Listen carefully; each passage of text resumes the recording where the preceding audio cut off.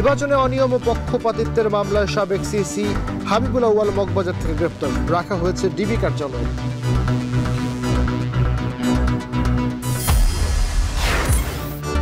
এনসিসির পরিবর্তে সাংবিধানিক পদে নিয়োগ কমিটি গঠনের প্রস্তাব কমিশনের, পক্ষে জামাত সহ অধিকাংশ দল, বিপক্ষে বিএনপি।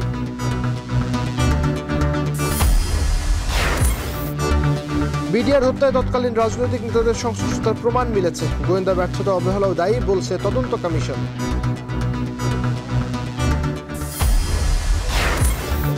শেখ হাসিনার মামলায় নিয়োগের একদিন পরই রাষ্ট্রনিযুক্ত কৌশলী আমিনুল গনিকে সরিয়ে দিল ট্রাইব্যুনাল, নতুন আইনজীবী নিয়োগ।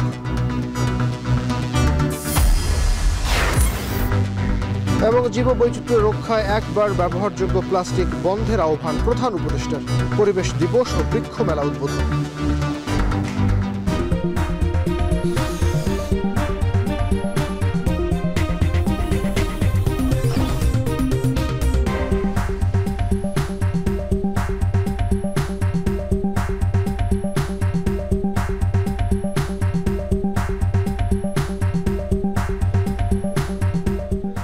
স্বাগত। এখন বিকেলে পুরো আয়োজনের সঙ্গে আছি আমি নাইম আবির। সাবেক প্রধান নির্বাচন কমিশনার কাজী হাবিবুল আউয়ালকে গ্রেপ্তার করেছে ঢাকা মহানগর গোয়েন্দা পুলিশ। দুপুর 2টার দিকে রাজধানীর মগবাজার থেকে নির্বাচনে অনিয়মের মামলায় গ্রেপ্তার করা হয় তাকে। তবে আজই আদালতে তোলা হবে কিনা সে ব্যাপারে কিছুই জানায়নি ডিবি পুলিশ।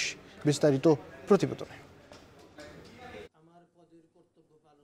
কয়েকটি ব্যর্থ অভিযানের পর অবশেষে পুলিশের গোয়েন্দা শাখার হাতে আটক হলেন 2024 সালের ডামি নির্বাচন খ্যাত জাতীয় নির্বাচনের সাবেক সিইসি কাজী হাবিবুল আউয়াল। বুধবার দুপুরে রাজধানীর মগবাজার থেকে তাকে আটক করে ডিবি।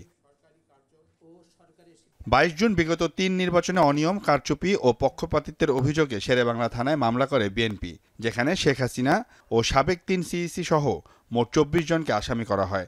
কাজী হাবিবুল আউয়াল সিইসি থাকার সময় ভোটে ব্যাপক অনিয়ম এবং ফলাফলে কারচুপি সহ নানা অভিযোগ আনে বিএনপি। এই মামলায় বাকি আসামিদেরও আইনের আওতায় আনতে অভিযান চলবে জানান ডিবির যুগ্ম কমিশনার। সাংবিধানিক পথে থেকে সংবিধান লঙ্ঘন করে এবং আচরণবিধি লঙ্ঘন করে যে ভোটার যারা নির্বাচনে জয়ী হয়েছে মর্মে গেজেট প্রকাশ করা, এই ধরনের একটি ঘটনাকে কেন্দ্র করে তার বিরুদ্ধে মামলা হয়, যে মামলা সে 20 নম্বর আসামি। আমাদের কাছে গোপন তথ্য ছিল, গোপন তথ্যের ভিত্তিতে তার অবস্থান আমরা জানতে পারি যে মগবাজারে আছে। তৎপ্রেক্ষিতে আমরা সেখানে নজরদারি রাখি। নজরদারির এক পর্যায়ে আমরা যখন জানতে পারি তার অবস্থান সম্পর্কে নিশ্চিত হই, তখনই সেখান থেকে আমরা তাকে আমাদের হেফাজতে নিই। গত রোববার সাবেক সিইসি KM নুরুল হুদাকে লাঞ্ছিত করে পুলিশের কাছে দেয় বিক্ষুব্ধ জনতা। সিউল আহমেদ, এখন, ঢাকা। এ নিয়ে আমরা আরও বিস্তারিত জানতে চাই। এই মুহূর্তে ডিবি কার্যালয় থেকে যুক্ত হয়েছেন সহকর্মী সানি মৃধা। সানি, হাবিবুল আউয়ালকে আদালতে তুলবার ব্যাপারে বিষয়ে নতুন করে কিছু জানা গেল কিনা? এই মামলার অন্যান্য যারা আসামি রয়েছেন তাদের ব্যাপারে ডিবির পক্ষ থেকে কিছু বলা হয়েছে কিনা?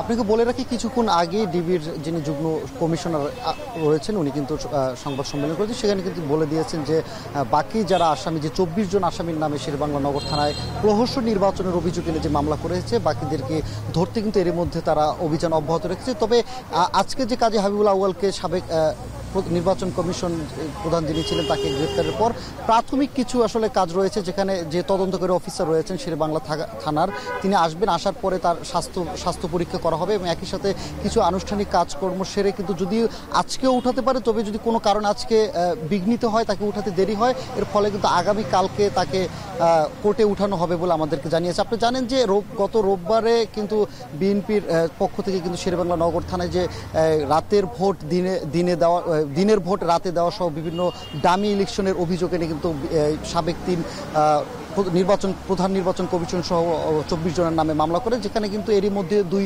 প্রধান নির্বাচন কমিশনকে গ্রেপ্তার করেছে। অর্থাৎ KM নুরুল হুদাকেও কিন্তু উত্তরের একটি বাসা থেকে 2 দিন আগে গ্রেপ্তার করা হবে। আজকে কিন্তু মগবাজারে দুপুর 1টার দিকে কাজী হাবিবুল আউয়ালকে গ্রেপ্তার করে। এ সময় ডিবির পক্ষ থেকে বলা হয়েছিল তিনি আত্মগোপনে ছিলেন এবং সেই জায়গা থেকে বিভিন্ন তথ্যের ভিত্তিতে কিন্তু তাকে গ্রেপ্তার করে। এর আগেও কিন্তু কয়েকবার তারা অভিযান পরিচালনা করলেও তাকে গ্রেপ্তার করতে সক্ষম হয় না। অবশেষে কিন্তু তাকে আজকে গ্রেপ্তার করেছে। একই সাথে যিনি 14 সালের প্রহসন নির্বাচনের অভিযোগে যিনি অন্যতম আরেকজন আসামি যিনি রয়েছেন রকিব উদ্দিন আহমেদ, তাকেও কিন্তু গ্রেপ্তার করতে অভিযান অব্যাহত রেখেছে। তারা বলছে যে এই এই মামলায় যারা যারা অভিযুক্ত বা যাদের নামে অভিযুক্ত রয়েছে, যে 24 জন রয়েছেন, সবারই কিন্তু এরই মধ্যে তারা গ্রেফতার করতে কিন্তু তারা অভিযান অব্যাহত রেখেছেন। একই সাথে তারা ব্রিফিংয়ে এটা বলেছেন যে এখন পর্যন্ত তারা কিন্তু যেসব অভিযান করেছে বা তাদের কাছে যে তথ্য ভিত্তি আছে, এর সময় কিন্তু যাদের নামে মামলা রয়েছে তারা কিন্তু বিভিন্ন সময় তাদের স্থান পরিবর্তন করছে।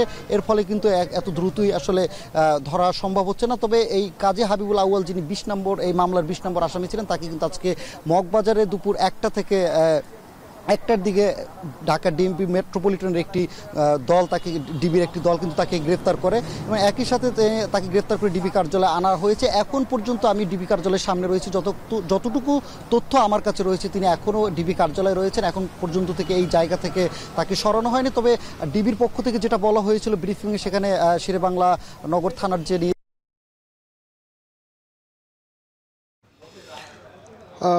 সাবেক প্রধান নির্বাচন কমিশনার কাজী হাবিবুল আউয়ালের গ্রেপ্তারের সবশেষ খবর জানছিলাম। সাংবিধানিক পদে নিয়োগের জন্য জাতীয় সাংবিধানিক কাউন্সিল গঠনের প্রস্তাব থেকে সরে এসেছে জাতীয় ঐক্যমত্য কমিশন। পরিবর্তে সংবিধান ও সংবিধিবদ্ধ প্রতিষ্ঠানের নিয়োগ কমিটি গঠনের প্রস্তাব এসেছে। জামায়াত ইসলামী সহ অধিকাংশ দল এতে সম্মত হলেও ভিন্ন মত জানিয়েছে বিএনপি। প্রচলিত সার্চ কমিটির পক্ষেই মত তাদের। বুধবার রাজনৈতিক দলগুলোর সাথে জাতীয় ঐক্যমত্য কমিশনের আলোচনায় উঠে আসে এ মত। আজহার লিমন জানাবেন বিস্তারিত। সে অর্জনকে ধরে রাখতে হবে, সে অর্জনকে একটা সাফল্যের দিকে নিয়ে যেতে হবে। সহ সভাপতি অধ্যাপক আলী রিয়াজের ছাড় দেবার আহ্বানে ঐক্যমত্য কমিশনের সভা শুরু হলেও ছাড় দেবার তেমন মানসিকতা দেখা যায়নি রাজনৈতিক দলগুলোর মধ্যে। ঐক্যমত্য কমিশনের দ্বিতীয় দফার 6ষ্ঠ দিনের সভা শুরু হয় সংবিধানের মূলনীতি পরিবর্তন হবে কিনা, কি কি যুক্ত হতে পারে সেসব প্রস্তাব নিয়ে। এখানে ব্যাপক মতপার্থক্য দেখা দেয় ডান ও বামপন্থী দলগুলোর মধ্যে। মূলত আগের 4টি মূলনীতি জাতীয়তাবাদ, সমাজতন্ত্র, গণতন্ত্র, ধর্মনিরপেক্ষতা বাদ দিয়ে নতুন করে গণতন্ত্র, সাম্য, মানবিক মর্যাদা, সামাজিক ন্যায় বিচার ও ধর্মীয় স্বাধীনতা ও সম্প্রীতির প্রস্তাব উত্থাপন হয় সভায়। কিন্তু একমত না হয় অবশেষে এই বিষয়টি মুলতবি রেখেই সভা আগায় দ্বিতীয় এজেন্ডার দিকে। একটি জবাবদিহিমূলক রাষ্ট্র প্রতিষ্ঠার যে সংগ্রাম, তারই একটা পর্যায়ে আমরা এখানে সকলে বসতে পেরেছি। ফলে রাষ্ট্রের স্বার্থ, জাতির স্বার্থকে ঊর্ধ্বে রেখে সকলে মিলে আমরা যেন অগ্রসর হতে পারি, সেটা আপনারা বিবেচনা করবেন। আমি বারবার বলেছি যে আপনারা সকলকে খানিকটা ছাড় দিতে হবে। তবে ঐকমত্য সংকটে আসার আলো দেখাচ্ছে সাংবিধানিক প্রতিষ্ঠানগুলোর নিয়োগের জন্য প্রস্তাবিত এনসিসি গঠন নিয়ে।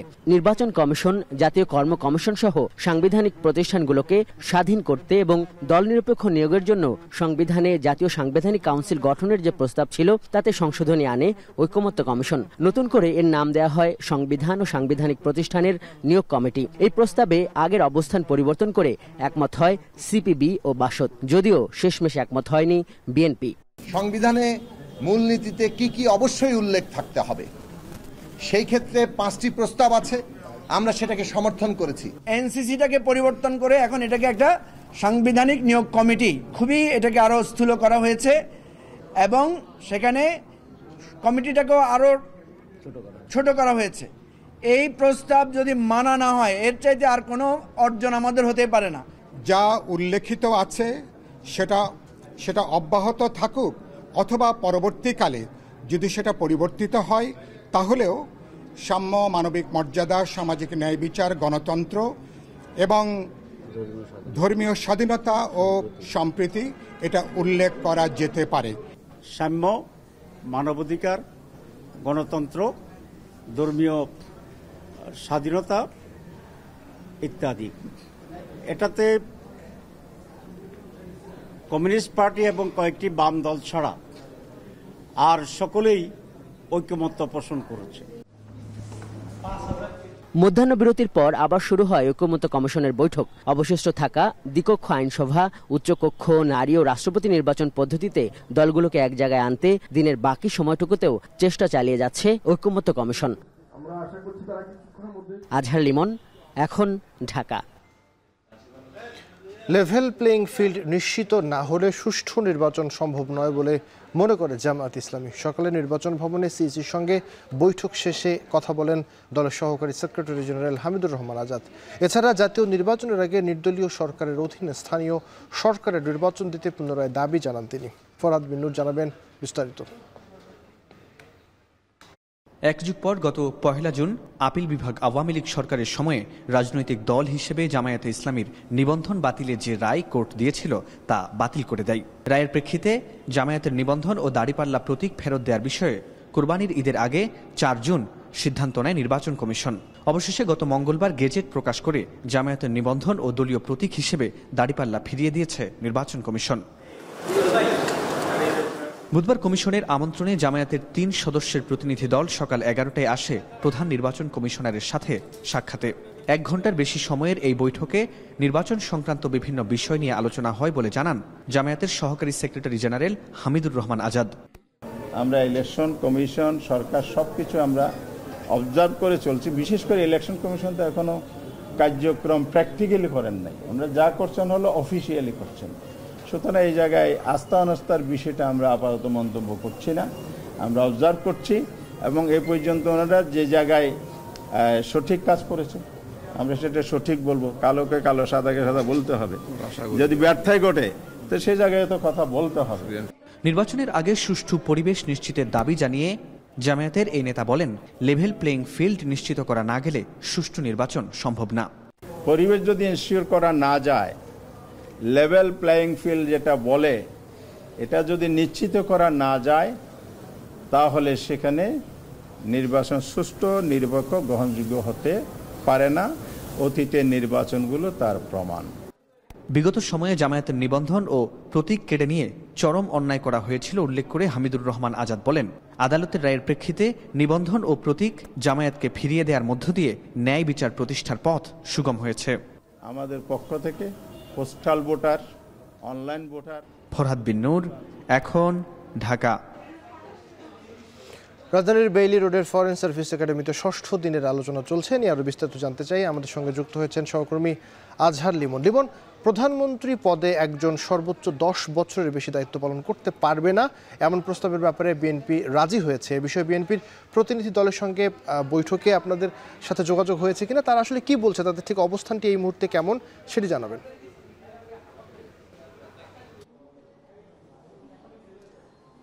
আবির, বলা যায় যে এখন পর্যন্ত আমাদের হাতে যে খবর আছে তাতে বিএনপি প্রস্তাবটিতে নীতিগতভাবে রাজি হয়েছে। এর একটা প্রেক্ষাপট হলো যে গতকাল দলটির স্থায়ী কমিটির সদস্যদের মিটিং হয়েছে, সেখানে তারা একমত হয়েছে যে 10 বছরের বেশি প্রধানমন্ত্রী থাকবে না, এটা তাদের দলীয় সিদ্ধান্ত। সেহেতু এই সংবিধান সংস্কার কমিশন বা ঐক্যমত্য কমিশনগুলোর যে প্রস্তাব, তার মধ্যে মৌলিক সংস্কারের মধ্যে কিন্তু এই দুইটি বিষয় ছিল যে এই প্রধানমন্ত্রী একসাথে কতগুলো পদ তিনি রাখতে পারবেন, একই সঙ্গে তিনি তার মেয়াদকাল কত হবে বা কয়বার উনি প্রধানমন্ত্রী হতে পারবেন। তো এটা নিয়ে যে একটা যেটি আমরা দেখছিলাম যে সবগুলো দলই প্রায় বিএনপির বিরুদ্ধে গিয়ে এই প্রস্তাবের পক্ষে ছিল এবং এই আমাদের সাথে যে বিএনপির স্থায়ী কমিটির সদস্যদের যে মিটিং হয়েছে সেই মিটিংয়ে আমরা এটাই জানতে পেরেছি যে তারা এই পর্যায়ে ঐক্যমত্য কমিশন যখন এই প্রস্তাবগুলো নিয়ে আলোচনা করছে, এটা গণমাধ্যমে প্রচার হচ্ছে, এই নিয়ে যখন নানান আলাপ আলোচনা হচ্ছে তখন বিএনপি এটিতে একমত হয়েছে। এটি আবির আপনাকে বলতে পারি। একটু পরে এই জানেন যে আজকে এই ফরেন সার্ভিস একাডেমিতে এই ঐক্যমত্য কমিশনের দ্বিতীয় দফার ষষ্ঠ দিনের আলাপ আলোচনা চলছে। এখানেও আজকেও 32টি রাজনৈতিক দল অংশ নিয়েছে, সেখানে বিএনপি আছে, জামাত আছে, এনসিপি, অন্যান্য দলগুলোও আছে। তো তারা এই বৈঠক শেষ করে যখন বিএনপির যিনি প্রতিনিধি দল সালাউদ্দিন আহমেদ, উনি এই সংস্কার বিষয়কে, এই বিষয়টিকে নেতৃত্ব দিয়ে আসছেন, তার কাছেও কিন্তু সাংবাদিকরা এই প্রশ্ন করার জন্য মুখে আছে। তবে এখন পর্যন্ত আমি আমার যে সূত্রগুলো, সেই সূত্রগুলোর সঙ্গে কথা বলে এটাই জানতে পেরেছি যে নীতিগতভাবে এটি কিন্তু বিএনপি একমত হয়েছে এবং এটি একমত হওয়ার মধ্যে দিয়ে মনে করা হচ্ছে যে বিএনপি একটা বড় ঐক্যমত্যের ক্ষেত্রে একটা বড় ভূমিকা নিল, বড় দল হিসেবে। অনেকেই কিন্তু সামাজিক নানানভাবে এটাকে নিয়ে আলাপ আলোচনা করছে। যেমন আমি কিছুক্ষণ আগেই দেখলাম যে যেহেতু ধরে নেওয়া হচ্ছে যে বিএনপি অপেক্ষমান হয়তো ক্ষমতাসীন রাজনৈতিক দল, এইরকম নানান সমীকরণে বলে হচ্ছে যে তারেক রহমান হয়তো বড় একটা স্যাক্রিফাইস করলো, এই ধরনের আলাপ আলোচনাও চলছে। তবে জানিয়ে রাখি যে আবির, এই ঐক্যমত্য কমিশনের আজকের যে আলোচনা, সেই আলোচ্য সূচিতে কিন্তু এই বিষয়টি নেই। মূলত এখানে এখন পর্যন্ত যে 5টি বিষয় নির্ধারণ করা হয়েছিল, এই সংবিধানের মূলনীতি কী হবে, এই সাংবিধানিক প্রতিষ্ঠানগুলোতে নিয়োগ দেবার ক্ষেত্রে, স্বাধীন স্বচ্ছতা আনার ক্ষেত্রে যে আলাদা একটা সাংবিধানিক কমিটি বা কাউন্সিল, রাষ্ট্রপতি নির্বাচন, দ্বিকক্ষ আইনসভা, এই বিষয়গুলো কিন্তু এখনো মানে শেষ হয়নি। শেষ হলে আবির এখান থেকে বিস্তারিত অনেক কিছু আপনার কাছে হয়তো জানিয়ে দিতে পারবো। প্রধানমন্ত্রী পদে একজন সর্বোচ্চ 10 বছরের বেশি সময় দায়িত্ব পালন করতে পারবেন না, এমন প্রস্তাবে একমত হয়েছে বিএনপি। সেই খবর জানছিলাম ফরেন সার্ভিস একাডেমি থেকে যুক্ত হয়েছিলেন সহকর্মী আজহার লিমন। দেখছেন এখন বিকেল। পিলখানা হত্যাকাণ্ডে গুরুত্বপূর্ণ কয়েকজন রাজনৈতিক ব্যক্তির সংশ্লিষ্টতা ছিল, নিষ্ক্রিয়তা ছিল তৎকালীন আইনশৃঙ্খলা বাহিনীর। দুপুরে সংবাদ সম্মেলনে কথা জানান জাতীয় স্বাধীন তদন্ত কমিশনের সভাপতি অবসরপ্রাপ্ত সেনা কর্মকর্তা আ.ল.ম ফজলুর রহমান। তিনি বলেন, কমিশন শেখ হাসিনা, সাবেক কয়েকজন এমপি, মন্ত্রী ও আইনশৃঙ্খলা বাহিনীর ঊর্ধ্বতন কর্মকর্তা সহ 14 জনকে সাক্ষ্য দেবার আহ্বান জানালেও শুধু মির্জা আজম ও জাহাঙ্গীর কবির নানক ইমেইলে লিখিত জবানবন্দি দিয়েছেন। আরও জানাচ্ছেন সাইদ আরাফাত। দেশের ইতিহাসের জঘন্যতম হত্যাকাণ্ড 2009 সালের 25 ফেব্রুয়ারি সকাল। কলঙ্কজনক ঘটনার সাক্ষী হয় দেশের মানুষ। বিদ্রোহের নামে হত্যা করা হয় 57 জন চৌকস সেনা কর্মকর্তাকে। এ ঘটনার 16 বছর পর সুষ্ঠু তদন্তের জন্য অন্তর্বর্তী সরকার গঠন করে জাতীয় স্বাধীন তদন্ত কমিশন। কমিশনের তৃতীয় সংবাদ সম্মেলনে তুলে ধরা হয় বিভিন্ন পর্যবেক্ষণ। কমিশন প্রধান জানান, তৎকালীন আইনশৃঙ্খলা বাহিনীর নিষ্ক্রিয়তা ও গোয়েন্দা সংস্থাগুলোর ব্যর্থতায় ভয়াবহ রূপ নেয় পিলখানা হত্যাকাণ্ড। এতে গুরুত্বপূর্ণ কিছু রাজনৈতিক ব্যক্তির সংশ্লিষ্টতা ছিল। এমন বাস্তবতায় এরই মধ্যে শেখ হাসিনা সহ তার উপদেষ্টা, আওয়ামী লীগ সরকারের কয়েকজন সাবেক মন্ত্রী, সাবেক সংসদ সদস্য, পুলিশের ঊর্ধ্বতন কর্মকর্তা সহ 14 জনকে সাক্ষ্য প্রদানের জন্য আহ্বান জানানো হয়েছে। রাজনৈতিক নেতৃবৃন্দ জড়িত এইরকম তথ্য আমরা পেয়েছি, এর বাইরে আমরা এই মুহূর্তে বলতে চাচ্ছি না। 2 জন পালিয়ে থাকা রাজনীতিবিদ, তারা ওয়েবসাইটের মাধ্যমে, ইমেলের মাধ্যমে তাদের সাক্ষ্য দিয়েছেন। বাকিগুলো আমরা এম্বাসিতে যদি যেতে পারি, তাহলে আমরা সেই যেখানে তারা আছেন সেই এম্বাসির কর্মকর্তাদেরকে অনুরোধ জানাবো। হত্যাকাণ্ড সংঘটিত হওয়ার পর ঘটনার কারণ ভিন্ন খাতে নিতে চালডাল কর্মসূচি, জঙ্গিবাদের সংশ্লিষ্টতা সামনে আনা হয় বলেও জানায় কমিশন।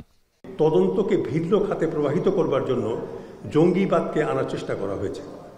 1, 2 নম্বর হলো যে মাদ্রাসার ছাত্রদেরকে ব্যাপকভাবে বিডিআরে নেওয়া হয়েছে 35%-এর মতো, এরকমও কথা বলা হয়েছে, কিন্তু পরে সেগুলো দেখা গেছে 12%-এর বেশি নয়। এই ধরনের বিষয়গুলোকে সেখানে নিয়ে এসে এই তদন্তকে ভিন্ন খাতে প্রবাহিত করবার চেষ্টা করা হয়েছে। চালডালের বিষয়, যেগুলোকে বেশি গুরুত্ব দিয়ে দেখার চেষ্টা করে তদন্ত এবং বিদেশি ষড়যন্ত্রের বিষয়টাকে উপেক্ষা করার চেষ্টা করা হয়েছে। এদিকে এখনও 50 জনের সাক্ষ্য গ্রহণ এবং কিছু বিদেশি সংস্থার কাছ থেকে তথ্য সংগ্রহ বাকি থাকায় আগামী 30 সেপ্টেম্বর পর্যন্ত চূড়ান্ত তদন্ত প্রতিবেদন দাখিলের সময় বৃদ্ধির অনুরোধ করেছে কমিশন। এদিকে আজও সাবেক সরকারের আমলে চাকরি হারানো বাংলাদেশ রাইফেলসের সাবেক সদস্যরা ঢাকার শাহবাগ মোড়ে সড়ক অবরোধ করে আন্দোলন করেছেন। সাজিদ আরাফাত, এখন ঢাকা। প্রশ্ন উঠায় আদালত অবমাননার মামলায় শেখ হাসিনার রাষ্ট্রনিযুক্ত আইনজীবী আমিনুল গনি টিটুকে সরিয়ে দিলেন আন্তর্জাতিক অপরাধ ট্রাইব্যুনাল। সকালে ট্রাইব্যুনালের চেয়ারম্যান বিচারপতি মোহাম্মদ গোলাম মর্তুজা মজুমদারের নেতৃত্বাধীন 3 সদস্যের বেঞ্চে এই সিদ্ধান্ত আসে। ট্রাইব্যুনাল আদালত অবমাননায় শেখ হাসিনার পক্ষে লড়তে আমির হোসেনকে নিয়োগ করেন। আর জানাবেন মাঝহার ইমন। জুলাই আগস্ট অভ্যুত্থানের সরকার পতনের পর থেকেই সামাজিক যোগাযোগ মাধ্যমে সরব সাবেক প্রধানমন্ত্রী শেখ হাসিনা। কেন্দ্র থেকে তৃণমূল বিভিন্ন পর্যায়ে নেতাকর্মীদের সঙ্গে কথোপকথন ভাইরাল হয়েছে বহুবার। গাইবান্ধার এক আওয়ামী লীগ নেতার সঙ্গে এমনই একটি কথোপকথনে তিনি বলেন, 227 মামলায় 227 জনকে হত্যার লাইসেন্স পেয়েছেন তিনি, যার পরিপ্রেক্ষিতে শেখ হাসিনা সহ 2 জনের বিরুদ্ধে আদালত অবমাননার অভিযোগ আনে প্রসিকিউশন। বারবার নোটিশ দেওয়ার পরও ট্রাইব্যুনালে হাজির না হওয়ায় গত 19 জুন আমিনুল গনি টিটুকে শেখ হাসিনার পক্ষে লড়তে স্টেট ডিফেন্স নিয়োগ দেওয়া হয়। কিন্তু সেই দিন সামাজিক যোগাযোগ মাধ্যমে সজীব ওয়াজেদ জয় একটি পোস্ট দেন, যেখানে তিনি বলেন আমিনুল গনি টিটুর নিরপেক্ষতা প্রশ্নবিদ্ধ। আওয়ামী লীগ সরকার পতনের দিন তার ফেসবুক পোস্ট তাই বলে। পরে এ নিয়ে সামাজিক যোগাযোগ মাধ্যমে শুরু হয় সমালোচনার পরও বুধবার শেখ হাসিনার আদালত অবমাননার মামলায় শুনানি করতে আসেন আইনজীবী আমিনুল গনি টিটু। এ সময় ট্রাইব্যুনালে তৈরি হয় বিব্রতকর পরিস্থিতির। আমিনুল গনি আদালতকে বলেন তিনি শুনানি করতে চান, তবে ট্রাইব্যুনাল আবেদন নামঞ্জুর করে তাকে সরিয়ে দেন। আমাকে অ্যাকচুয়ালি কন্টেম্পট পিটিশন হিয়ারিং করবার জন্য এখানে এনগেজ করা হয়েছিল, মূল মামলা নয়। তো কন্টেম্পট পিটিশন এটা হিয়ারিং করবার জন্য আমি প্রস্তুতি নিয়ে এসেছিলাম, যেহেতু কোর্ট থেকে এটা প্রশ্নটা উত্থাপিত হয় যে কনফ্লিক্ট অফ ইন্টারেস্টের কথা, সে বিবেচনা করে, এথিক্যাল দিক বিবেচনা করে আজকে আমি আমাকে প্রত্যাহার করেছি। এরপর ট্রাইব্যুনাল আদালত অবমাননায় শেখ হাসিনার পক্ষে লড়তে আইনজীবী আমির হোসেনকে নিয়োগ দেন। উনি ট্রাইব্যুনালের কাছে এই মামলায় থেকে নিজেকে প্রত্যাহারের আবেদন করেছেন।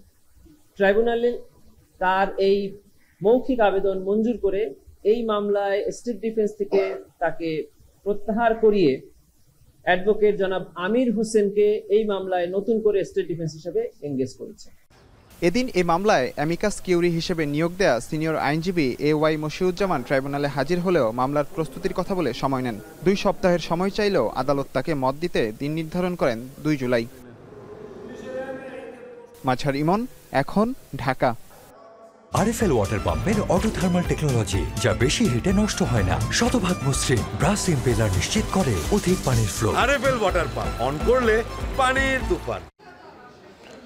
একবার ব্যবহারযোগ্য প্লাস্টিক ব্যবহার বন্ধের আহ্বান জানিয়েছেন প্রধান উপদেষ্টা ডক্টর মোহাম্মদ ইউনূস। বিশ্ব পরিবেশ দিবস ও জাতীয় বৃক্ষ মেলার উদ্বোধনী অনুষ্ঠানে কথা বলেন তিনি। এ সময় জলবায়ু পরিবর্তন মোকাবেলায় তরুণদের এগিয়ে আসবার আহ্বান জানান ডক্টর ইউনূস। অনুষ্ঠানে পরিবেশ, বন ও বন্যপ্রাণীর জীবন রক্ষায় অসামান্য অবদান রাখায় 31 প্রতিষ্ঠান এবং ব্যক্তিকে জাতীয় পুরস্কার তুলে দেওয়া হয়। আরও জানাবেন শাহাদাত অভ্র। পরিবেশ ও জীববৈচিত্র্য রক্ষায় একবার ব্যবহারযোগ্য প্লাস্টিক ব্যবহার বন্ধ করার আহ্বান জানিয়েছেন প্রধান উপদেষ্টা। পাশাপাশি সরকারি প্রতিষ্ঠানকে একবার ব্যবহারযোগ্য প্লাস্টিক ব্যবহার বন্ধে নির্দেশ দেন তিনি। বিদেশিদের তাগিদে সরকারকে মাঝে মাঝে বুধবার রাজধানীর আগারগাঁওয়ে বিশ্ব পরিবেশ দিবস ও জাতীয় বৃক্ষ মেলার উদ্বোধনী অনুষ্ঠানে প্রধান উপদেষ্টা বলেন, প্লাস্টিক ব্যবস্থাপনা ঠিক না থাকায় জীববৈচিত্র্য ধ্বংসের মুখে পড়েছে। প্লাস্টিক ব্যবস্থাপনা ঠিকঠাক না থাকায় পৃথিবীর জলাশয়গুলো পলিথিন আর প্লাস্টিকে ছেয়ে গেছে, জীববৈচিত্র্য ধ্বংসের মতো পড়ছে। কেন? আমাদের কি শক্তি নাই বলে? তা না, আমরা পাত্তা দিচ্ছি না বলে। আমাদের কোনো গরম নেই, চলছি তো, ঠিকই তো আছে। এই করতে করতেই আমাদের শেষ। এই দিবস পালনের মাধ্যমে যদি কিছুটা সজাগতা আমাদের কাছে আসে, নতুন দৃষ্টিভঙ্গি, নতুন কর্ম উদ্যোগ আসে,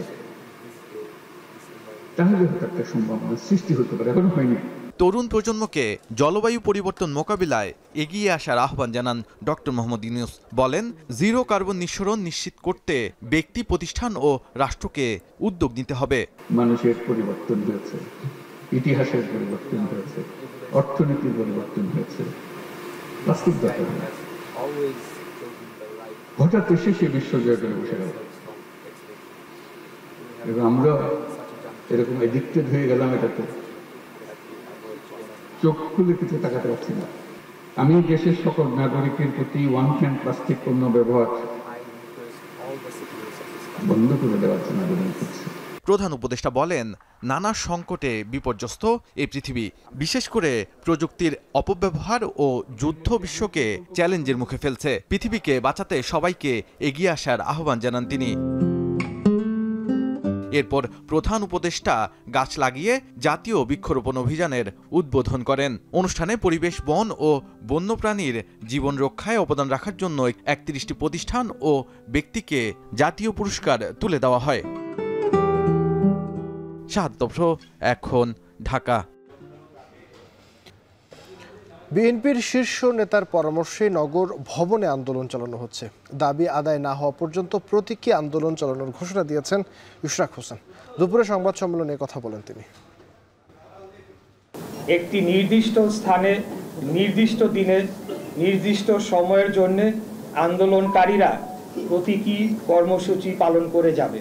আমাদের শীর্ষ নেতৃত্বের পরামর্শক্রমে অবৈধ তাপসের বিরুদ্ধে পাওয়া রায়টি একটি স্থায়ী দলিল হিসেবে প্রতিষ্ঠার জন্য এই শপথ গ্রহণ অনুষ্ঠান, যা কেবলই একটি আনুষ্ঠানিকতার মধ্যেই সীমাবদ্ধ থাকবে, এবং এই প্রক্রিয়া পদে পদে বাধাগ্রস্ত করতে গিয়ে শেষ বেলায় গিয়ে অন্তর্বর্তীকালীন সরকার যে দল নিরপেক্ষ নয়, আমাদের সেই বয়ানটি চূড়ান্তভাবে প্রমাণিত হয়েছে।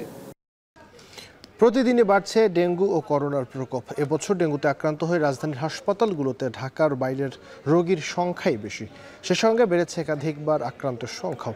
একসাথে দুই সংক্রামক ব্যাধি ডেঙ্গু এবং করোনা ছড়িয়ে পড়ায় বয়স্ক শিশু এবং দীর্ঘমেয়াদী রোগে আক্রান্ত রোগীরা রয়েছেন বেশি ঝুঁকিতে। দ্রুত দেশের বিভিন্ন জেলায় মশক নিধনে কার্যকরী পদক্ষেপ না নিলে আগস্ট এবং সেপ্টেম্বরে ডেঙ্গু ভয়াবহ আকার ধারণ করবে বলেও আশঙ্কা সংক্রামক রোগ বিশেষজ্ঞদের। আরও জানাবেন মেহেরি নানি। মোহাম্মদ ইব্রাহিম পেশায় একজন স্কুল শিক্ষক। গেল শনিবার ডেঙ্গু আক্রান্ত স্ত্রী আর সন্তানকে নিয়ে কুমিল্লার দাউদকান্দি থেকে আসেন রাজধানীর মুগদা হাসপাতালে। এরপর গতকাল থেকে নিজেও ডেঙ্গু আক্রান্ত হয়ে এখন শয্যাশায়ী। আমি দেখাশোনা করছি, করার পরে আমাকে পরশুদিন আবার আমার দেখা দিয়েছে পজিটিভ। কালকে আমি অ্যাডমিট হচ্ছি। মুগদা হাসপাতাল ঘুরে দেখা গেছে ভর্তি রোগীর অর্ধেকেরও বেশি এসেছেন কুমিল্লা থেকে, যাদের অনেকেই বুক ব্যথা, মাথা ব্যথা এবং জ্বরে ভুগছেন। কুমিল্লায় মশক নিধনে কোনো কার্যকরী পদক্ষেপ না থাকায় এমন পরিস্থিতি বলছেন স্বজনরা। আমাদের কুমিল্লাতে মহামারী আকারে এটা ধারণ করেছে, বিশেষ করে ডেঙ্গু দাউদকান্দিতে। আমাদের এদিকে কোনো ওষুধ দেয় না। কেবল কুমিল্লা নয়, হটস্পট বরগুনা ও ঢাকা দক্ষিণের ঝুঁকিপূর্ণ এলাকার রোগীরাও ডেঙ্গু নিয়ে ভর্তি হয়েছেন এই হাসপাতালে। কেউ আবার একাধিকবার আক্রান্ত হয়ে পুনরায় চিকিৎসা নিচ্ছেন এখানে। ডেঙ্গু ধরা পড়ছে, মাথা ব্যথা করে, শরীর ব্যথা করে। অন্যদিকে করোনা আক্রান্ত হয়ে কেউ ভর্তি না হলেও চিকিৎসার জন্য প্রস্তুত রাখা হয়েছে 50 শয্যার আইসোলেশন ওয়ার্ড এবং 20টি আইসিইউ বেড। সংক্রমণ একসাথে দুই সংক্রামক রোগ ডেঙ্গু এবং করোনা ছড়িয়ে পড়ায় বয়স্ক, শিশু ও দীর্ঘমেয়াদী রোগে আক্রান্ত রোগীরা বেশি ঝুঁকিতে রয়েছেন বলে মনে করছেন বিশেষজ্ঞরা। আর তাই জ্বর বা অন্যান্য উপসর্গ দেখা মাত্র দেরি না করে হাসপাতালে আসার পরামর্শ চিকিৎসকদের। বিশেষ করে জ্বরের ক্ষেত্রে যে কোনো জ্বর হলেই শুরুতেই চিকিৎসকের শরণাপন্ন হওয়া এবং প্রয়োজন অনুযায়ী পরীক্ষা নিরীক্ষা করে রোগ শনাক্ত করে সেই মোতাবেক চিকিৎসা নেওয়া, তাহলে জটিলতা এড়ানো সম্ভব। এডিস মশা নিয়ে গবেষণায় দেখা গেছে ঢাকা এবং ঢাকার বাইরের প্রতিটি জেলায় লার্ভার ঘনত্বের পরিমাণ নির্দিষ্ট মানদণ্ডের চেয়ে বেশি। তাই মশক নিধনে দ্রুত সমন্বিত ব্যবস্থাপনার বিজ্ঞান ভিত্তিক প্রয়োগ না হলে আগস্ট এবং সেপ্টেম্বরে ডেঙ্গু পরিস্থিতি আরও ভয়াবহ আকার ধারণ করবে বলে আশঙ্কা বিশেষজ্ঞদের। এখন যদি আমরা এটিকে নিয়ন্ত্রণ করতে না পারি, তাহলে আগস্ট এবং সেপ্টেম্বর এই দুটি মাসের যে কোনো একটি মাসে ডেঙ্গু পরিস্থিতি বাংলাদেশে বেশ ভয়াবহ আকার ধারণ করবে। দেশে এখন পর্যন্ত ডেঙ্গুতে আক্রান্ত হয়ে মারা গেছেন 34 জন এবং করোনায় মৃত্যু হয়েছে 19 জনের। মেহেরিন অ্যানি, এখন, ঢাকা। দেখছেন এখন বিকেল। কাল শুরু হচ্ছে এইচএসসি ও সমমানের পরীক্ষা। এবার অংশ নেবে 12,51,111 জন পরীক্ষার্থী। পরীক্ষার প্রস্তুতির জন্য প্রয়োজনীয় সময় পেলেও করোনা ও ডেঙ্গুর কারণে শেষ পর্যন্ত সব পরীক্ষা হওয়া না হওয়া নিয়ে শঙ্কা তাদের। আর গত বছরের চেয়ে এবছর প্রায় 1 লাখ পরীক্ষার্থী কমার কারণ হিসেবে পড়াশোনায় অনীহা, আর্থিক অসচ্ছলতা এবং বাল্য বিবাহকেই কারণ হিসেবে দেখছেন শিক্ষাবিদরা। আন্তঃশিক্ষা বোর্ড বলছে ইতিমধ্যে পরীক্ষার সব প্রস্তুতি সম্পন্ন করা হয়েছে। প্রশ্ন ফাঁসের গুজব এড়াতেও নেওয়া হয়েছে সব ব্যবস্থা। ফরহাদ বিন নূর জানাবেন বিস্তারিত। বৃহস্পতিবার শুরু হচ্ছে এইচএসসি ও সমমানের পরীক্ষা। এটি অন্তর্বর্তী সরকারের অধীনে দ্বিতীয় কোনো পাবলিক পরীক্ষা। এবার 11টি শিক্ষা প্রতিষ্ঠানের অধীনে 9,314টি শিক্ষা প্রতিষ্ঠানের 12,51,111 জন পরীক্ষার্থী, যেখানে ছাত্রের চেয়ে ছাত্রীর সংখ্যা 15,000-এরও বেশি। 2023 সালের অক্টোবরে একাদশের ক্লাস শুরুর পর এবারে পরীক্ষার্থীরা 20 মাসের বেশি সময় পেয়েছে। এই সময়ের মধ্যে তাদের প্রস্তুতি কতটুকু হলো? যতটুকু ভালো করে প্রস্তুতি নেওয়া যায় নিজের মতো করে চেষ্টা করতেছি, বাকিটা আল্লাহ ভরসা। সময় থাকতে যে প্রস্তুতিটা নিয়েছিলাম ওটা আলহামদুলিল্লাহ এখন কাজে দিতে হবে, কিন্তু এই পরীক্ষার মধ্যে তো একটা প্রেশার থাকবে। পরীক্ষার্থীরা যতটুকু সময় পেয়েছে তাকে খুব একটা কম সময় নয় বলে মনে করেন এই শিক্ষাবিদ। তবে গত বছরের চেয়ে এবার প্রায় 1 লাখ পরীক্ষার্থী কমার কারণও জানালেন তিনি। 3টা কারণ। একটা লার্নিং ক্যাপাসিটির জন্য তারা নিজেদেরকে মনে করতেছে না যে তারা পরীক্ষা এই ধরনের একটা হাই স্টেক পরীক্ষাতে তারা অংশগ্রহণ করার মতো নিজেদের যোগ্য মনে করতেছে না, ফলে তারা সরাই নিচ্ছে। আর্থিক অবস্থার যখন বাবা মা কুলাইতে পারতেছে না, তখন তারা কর্মসংস্থানের জন্য ছেলেরা হয়তো প্রবেশ করার চেষ্টা করতেছে, আর মেয়েদের ক্ষেত্রে বিয়ের প্রবণতা খুব বেশি দেখা গেছে সময়টাই। ফলে আমাদের এই সময়টায় এসে শিক্ষার্থীর সংখ্যা কমে যাচ্ছে।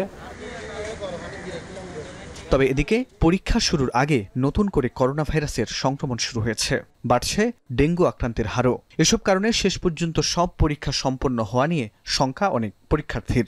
এজন্য কেন্দ্রে প্রয়োজনীয় ব্যবস্থা নেওয়ার দাবি তাদের। এখন যেহেতু করোনা ডেঙ্গু বেড়ে যাচ্ছে, তো একটা শঙ্কা মনের মধ্যে আছে যে এক্সাম মাঝখানে চলাকালীন আবার যদি বন্ধ হয়ে যায়, স্থগিত হয়ে যায়, তাহলে একটা সমস্যা তৈরি হবে। মাস্ক পরিধান করা, স্যানিটাইজার বহন করা, অথবা কেন্দ্রের আশেপাশে যে কোনো পানি জমাটবদ্ধ না থাকে। এদিকে আন্তঃমন্ত্রণালয় বলছে সুষ্ঠুভাবে পরীক্ষা নেওয়ার জন্য ইতোমধ্যে সব প্রস্তুতি সম্পন্ন করা হয়েছে। আমাদের পরীক্ষার প্রস্তুতি তো অনেকগুলো পর্ব আছে, সেই পর্বগুলো সবই কভার করে আসছে। ফলে এই মুহূর্তে আমাদের আর কোনো লেভেল কোনো কাজের কর্মসূচি তেমন একটা বাকি নেই, আমরা ওয়েল প্রিপেয়ার্ড। প্রশ্ন ফাঁস ও গুজব ঠেকাতে সব রকম প্রশাসনিক ব্যবস্থা রয়েছে বলেও জানান ঢাকা বোর্ডের চেয়ারম্যান। এ নিয়ে অভিভাবক শিক্ষার্থীদেরও সচেতন থাকার আহ্বান তার। আর প্রশ্ন আউট বলতে যেটা বোঝায় সেটি তো। ফরহাদ বিন নূর, এখন, ঢাকা। র্যাবের অভিযানে হাতে নাতে ধরা পড়েছে চট্টগ্রাম মেডিকেল কলেজ হাসপাতালের 21 দালাল, যাদের দৌরাত্মে অতিষ্ঠ রোগী ও স্বজনেরা। বিভিন্ন সময় রোগীদের অভিযোগের ভিত্তিতে অভিযান চালিয়ে দালালদের আটক করা হয়। তবে এসব দালালদের আশ্রয় প্রশ্রয় দেয়া হাসপাতালের কর্মকর্তা কর্মচারীরা রয়েছে ধরা ছোঁয়ার বাইরে, এবং এ কারণেই ক্ষুব্ধ রোগীর স্বজনরা। ফয়সাল করিম জানাবেন বিস্তারিত। ধারণ ক্ষমতার 3 থেকে 4 গুণ রোগী স্বজনের সেবা দিতে সারা বছরই হিমশিম খায় চট্টগ্রাম মেডিকেল কলেজ হাসপাতাল। আছে জনবল, ঔষধ ও নানা পরীক্ষা নিরীক্ষা নিয়ে নিত্য দুর্ভোগের গল্প। এসবের সুযোগে অসহায় খেটে খাওয়া নিরক্ষর মানুষকে ফাঁদে ফেলে দালাল চক্র। হাতিয়ে নেয় বাড়তি অর্থ, কেড়ে নেয় বিনামূল্যে সুলভ চিকিৎসা পাওয়ার অধিকার। হাসপাতালের মূল ফটক থেকে ওয়ার্ড, নয়তো ওষুধের দোকান, সব ক্ষেত্রেই পড়তে হয় দালালের খপ্পরে। এদের বিরুদ্ধে তাই রোগী স্বজনের অভিযোগ নিয়মিত। বহির্বিভাগ থেকে টিকিট করে যখন এই যে ইয়াতে ঢুকানো হয় ওয়ার্ডে, এই তখন কি দালালের চক্রগুলো একসাথে হয়ে যায়, তখন কিন্তু অনেক সমস্যা হয়ে যায়। তখন ওষুধ কিনো বলে আমার সাথে চলো, আমি কম দামে কিনে দিব, এরকম চক্রে আমরা আটকে যাই। আয়ারা মনে করেন একটা জিনিস ধার্য করে ফেলছে, এখানে নিয়ে গেলে 100 টাকা, এখানে নিয়ে গেলে 200 টাকা। বিভিন্ন সময় রোগীদের অভিযোগের ভিত্তিতে বুধবার সকালে চট্টগ্রাম মেডিকেলে ঝটিকা অভিযান চালায় র্যাব। এ সময় বিভিন্ন ওয়ার্ড ও জরুরি বিভাগের সামনে থেকে প্রাথমিকভাবে 70 জনকে আটক করে তারা। জিজ্ঞাসাবাদের পর পুলিশের হাতে সোপর্দ করা হয় 21 জনকে। আরোপ করা হয় বিভিন্ন মেয়াদের সাজা।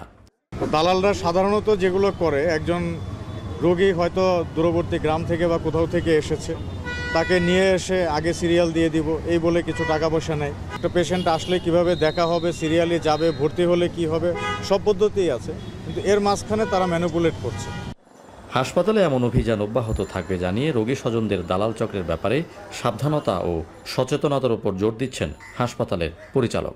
আমরা যখন অভিযোগ পাই, আমি এর আগেও কিন্তু অনেকগুলোকে বহিষ্কার করেছি। যখন আমার কাছে একটা জিনিস বহিষ্কার করতে গেলে তদন্ত করতে হবে, কারণ অভিযোগটা স্পেসিফিক অভিযোগটা করা হয় না, বলা হয় যে মানে অমুকে অমুকটা করছে। এর আগে জানুয়ারিতে অভিযান চালিয়ে 11 দালালকে চট্টগ্রাম মেডিকেল কলেজ হাসপাতাল থেকে আটক করে র্যাব। ফয়সাল করিম, এখন, চট্টগ্রাম। 12 দিনের সংঘাতে ইরান ও ইসরায়েল উভয় পক্ষই নিজেদের জয়ী দাবি করছে। প্রায় 2 সপ্তাহ পর সাইরেন বা বিস্ফোরণের শব্দ ছাড়া ঘুম ভেঙেছে তেল আবিব ও তেহরানবাসীর। 12 দিনের সংঘাতে 14 বিজ্ঞানী সহ প্রাণ হারিয়েছে 6 শতাধিক ইরানি। অন্যদিকে ইসরায়েলে প্রাণ গেছে 28 জনের। এছাড়া গুপ্তচর বৃত্তির অভিযোগে 3 জনের মৃত্যুদণ্ড কার্যকর করেছে ইরান। এদিকে তেহরানে আজও বিজয় র্যালি করেছেন নগরবাসী। আর জানাবেন তানভীর জনি। প্রায় 2 সপ্তাহ পর সাইরেন বা বিস্ফোরণের শব্দ ছাড়া ঘুম ভেঙেছে ইরান ও ইসরায়েলি নাগরিকদের। ট্রাম্পের মধ্যস্থতায় যুদ্ধবিরতি কার্যকর হওয়ার পর আপাতত সংঘাত অবসানের লক্ষণ দেখা যাচ্ছে। তবে এই 12 দিনের সংঘাতে কার জয় হয়েছে তা নিয়ে বিতর্ক থামছেই না। ইসরায়েল বলছে তারা যুদ্ধের লক্ষ্য অর্জনে সফল হয়েছে। অন্যদিকে ইরানের দাবি ইসরায়েলকে যুদ্ধবিরতিতে আসতে বাধ্য করেছে তেহরান। ইরান সফলভাবে তার কাজ শেষ করেছে বলছেন দেশটির প্রেসিডেন্ট মাসুদ পেজিশকিয়ান। তেহরানের স্বাস্থ্য মন্ত্রণালয় জানিয়েছে 13 জুন শুরু হওয়া সংঘাতে ইসরায়েলি হামলায় ইরানে প্রাণ হারিয়েছে 610 জন এবং আহত প্রায় 5,000 মানুষ। অন্যদিকে ইরানের 5 শতাধিক মিসাইল ও হাজারের বেশি ড্রোন হামলায় প্রাণ গেছে 28 জন ইসরায়েলির। ক্ষতিগ্রস্ত হয়েছে শতাধিক বাড়িঘর ও অবকাঠামো।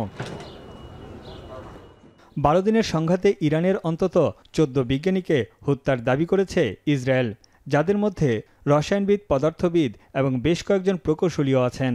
ইসরায়েল বলছে এর ফলে ইরানের পারমাণবিক কর্মসূচি বহু বছর পিছিয়ে গেছে। এটি ইসরায়েলের বড় সাফল্য। ইরানের বিপ্লবী গার্ড কর্পসের মুখপাত্র জানান, যুদ্ধবিরতি লঙ্ঘন করে হামলা করার হুমকি দিচ্ছে ইসরায়েল। যে কোনো সময় হামলা হতে পারে বলেও আশঙ্কা করেন তিনি।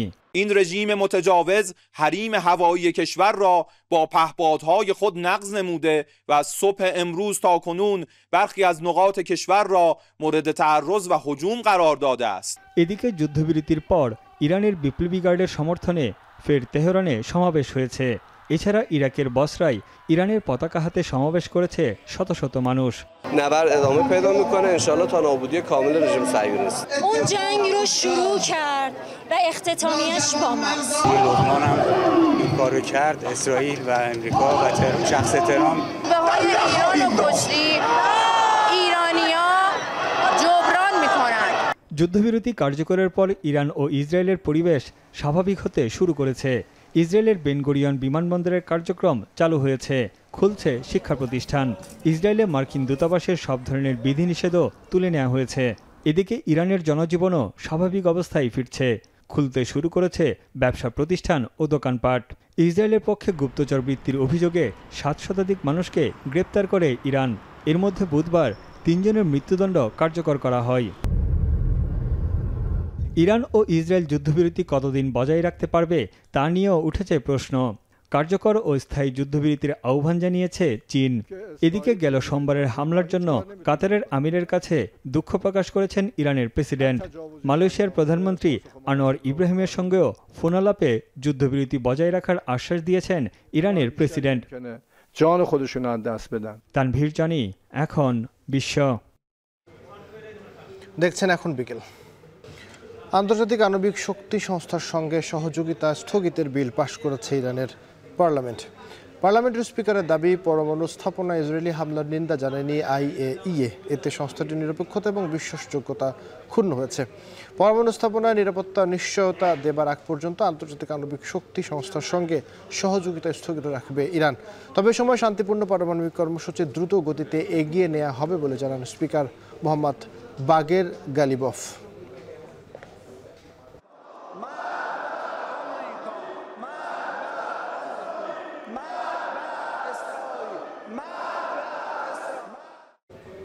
শেষ করছি এখন বিকেল। তার আগে প্রধান খবরগুলো আরো একবার। এক ব্যক্তি 10 বছরের বেশি প্রধানমন্ত্রী পদে নয়, এমন প্রস্তাবে একমত বিএনপি। সাংবিধানিক পদে নিয়োগের কমিটি গঠনের প্রস্তাবে সম্মত অধিকাংশ দল। নির্বাচনে অনিয়ম ও পক্ষপাতিত্বের মামলায় সাবেক সিএসি হাবিবুল আউয়াল মগবাজার থেকে গ্রেপ্তার, রাখা হয়েছে ডিবি কার্যালয়ে।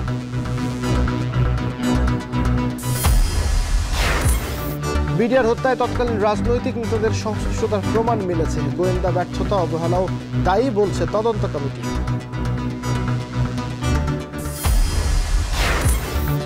শেখ হাসিনার মামলায় নিয়োগের একদিন পরই রাষ্ট্রনিযুক্ত কৌশলী আমিনুল গনিকে সরিয়ে দিল ট্রাইব্যুনাল, নতুন আইনজীবী নিয়োগ।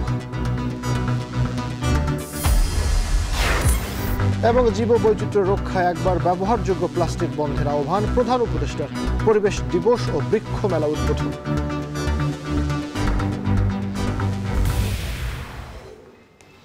এ ছিল এখন বিকেলের পুরো আয়োজন। এখন টেলিভিশন ওয়েবসাইটে দেখুন www.এখন.tv। এছাড়াও ফেসবুকে দেখুন facebook.com/tv.এখন, আর ইউটিউবে দেখুন youtube.com/c/এখন tv।